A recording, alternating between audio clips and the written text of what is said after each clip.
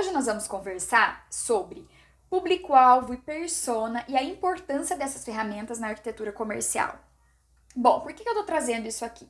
Desde o início dos nossos vídeos, nós temos conversado da importância de conhecer o meu consumidor para desenvolver projetos alinhados com as suas necessidades e expectativas dentro da arquitetura comercial.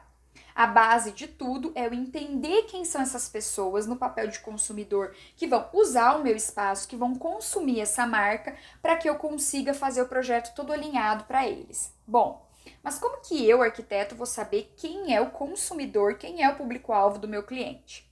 Aí nós temos 3 cenários.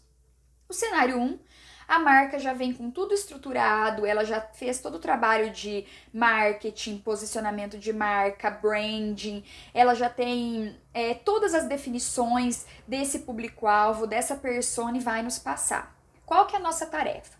Fazer uma imersão, entender todas essas estratégias, entender quem que é esse público-alvo, conhecer a fundo tudo que foi proposto, e aí a gente vai conseguir fazer as estratégias para o nosso projeto de arquitetura, porque essas definições já vieram na nossa mão. Aí nós temos o cenário 2, quando o cliente não tem isso desenvolvido, mas ele construiu uma equipe para trabalhar tudo isso e ele envolve nós da arquitetura junto. Esse cenário é extremamente interessante porque todas as estratégias, todo mundo vai trabalhar junto e todo mundo vai dizer o que precisa fundamentalmente nesse processo para fazer a coisa acontecer. Então a gente vai participar desse processo de definição dessas estratégias dessa marca e de definição desse público-alvo. Isso também pode acontecer num cenário que o cliente não tem isso estruturado, mas ele vem até nós e a gente consegue mostrar o valor e a necessidade disso. E aí a gente pode recomendar uma empresa para atendê-lo, ou nós podemos, de repente, ele acionar a própria empresa que ele tem para refazer e definir todas essas estratégias, todo esse público para a gente. Ou de repente, se nós temos uma equipe interna do nosso escritório que é especializada, ela também pode fazer o desenvolvimento, né, dentro do brand ou dentro do marketing e definir quem é esse público-alvo dessa marca, que é um cenário muito interessante que a gente consegue ter um resultado bacana. O terceiro cenário é o pior de todos, tá? É mais complicado a gente trabalhar quando o cliente não tem nada disso definido, ele não sabe das estratégias dele, ele tem uma definição muito rasa do negócio dele e ele não tem nenhuma intenção, ou ele não vê valor, ou ele não tem budget para contratar esses serviços para trabalhar nisso. Então, o que a gente tem que fazer? Nós temos que, no papel de arquitetos que trabalhamos com business, com arquitetura para negócio, com retail design, incentivá-lo, questioná-lo e darmos a tarefa para que esse meu cliente faça a definição do seu público-alvo, faça a definição da sua persona, mesmo que seja de uma forma mais ampla, que ele nos passe 5 perfis possíveis. Mas ele vai ter que nos passar isso. Não somos nós, arquitetos, que vamos fazer isso. É claro que, eventualmente, a gente pode ter como um parceiro, uma empresa que faz pesquisa, que pode ajudar esse cliente. Mas se a gente está falando de um cliente que não tem condições, não tem interesse em investir, ele não vai contratar uma empresa terceirizada para fazer isso. Então, essa é a tarefa dele.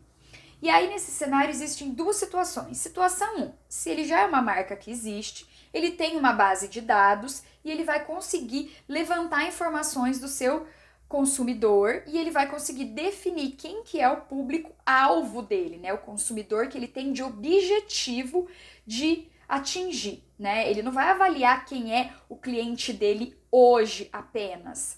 Porque às vezes esse cliente que ele tem hoje não é o cliente que ele quer para o futuro. Então eu preciso entender o cliente que ele quer para o futuro para que eu faça o ponto de venda para atrair esse público, né?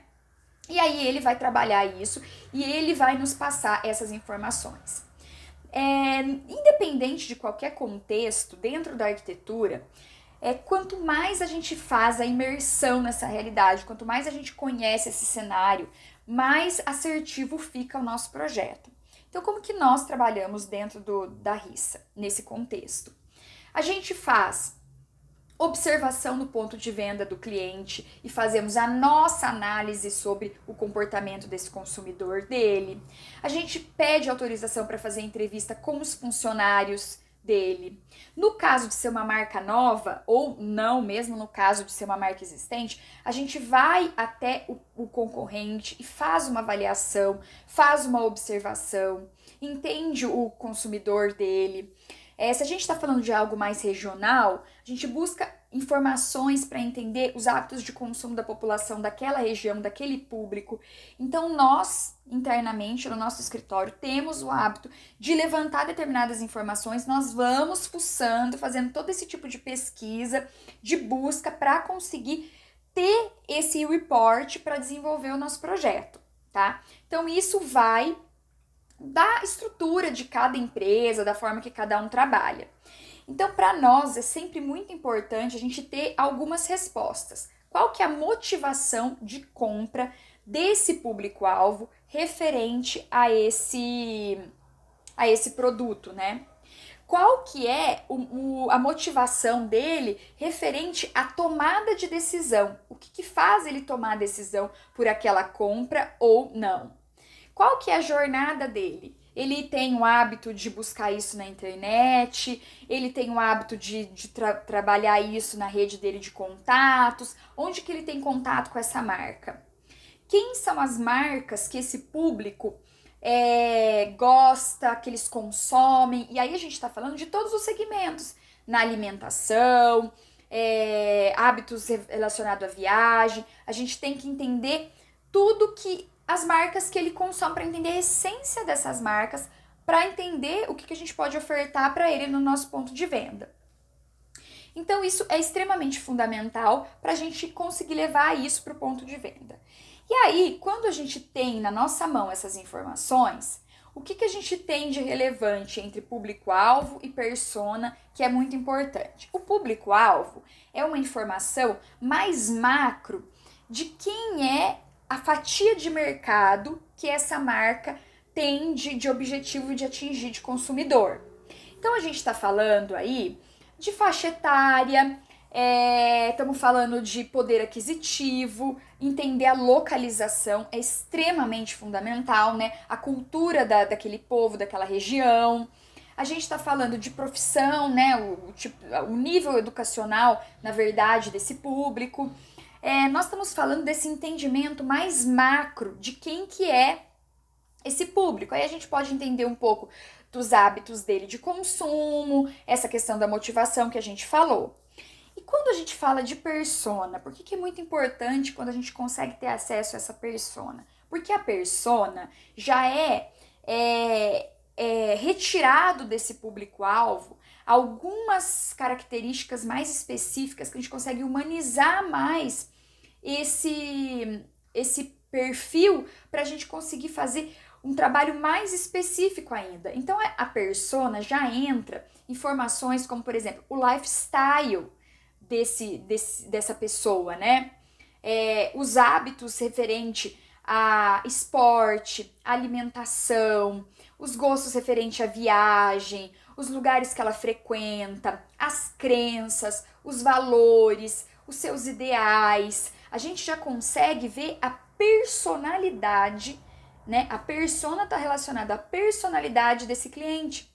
E aí é claro que se eu tenho tudo isso de informação, né? É óbvio que essa persona tem que representar a grande maioria desse público-alvo, senão não faz sentido. Eu consigo entender mais a fundo quem é para eu conseguir desenvolver um trabalho mais personalizado, mais direcionado, tá? Bom, no nosso contexto, onde é que a gente busca informação de tudo isso? Independente do cenário, se essa marca já trouxe isso para nós, a gente vai estimular que o nosso cliente traga isso e ele vai fazer a tarefa dele de construir isso, nós vamos ter acesso a esse público-alvo, a essa persona para trabalhar. Nós, arquitetos, não criamos isso, tá? Isso tem que ficar bem claro. A gente tem que entender dessas ferramentas para usar no nosso projeto. Porque senão fica muito vago, eu pego uma ferramenta, um recurso, eu não sei para que ele serve, por que ele foi feito desse jeito, por que ele foi pensado desse jeito, qual é a importância dele, não vou usar no meu projeto. Por isso que a gente tem que entender. E aí, dentro, né, dessa realidade que a gente pode pesquisar informações, eu gosto muito de trabalhar com tendências de consumo, que a gente busca aí no mercado, nas agências, nas empresas de pesquisa. Eu gosto muito de acompanhar a WGSN, que cria os perfis de consumidor, e já nos direciona o que cada perfil busca, o que cada um quer, para a gente entender como que a gente vai colocar isso no ponto de venda. A gente faz essa avaliação local que nós falamos.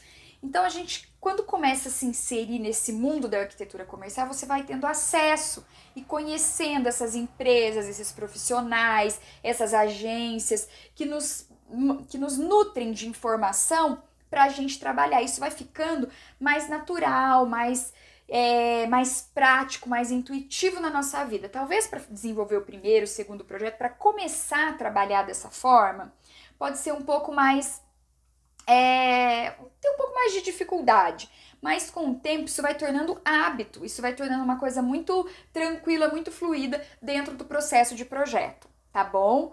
Então, vamos nos aprofundar nesses assuntos que são extremamente importantes para um bom projeto de arquitetura comercial. Qualquer dúvida, me falem, vamos trocar ideia, que eu estou à disposição. Obrigada!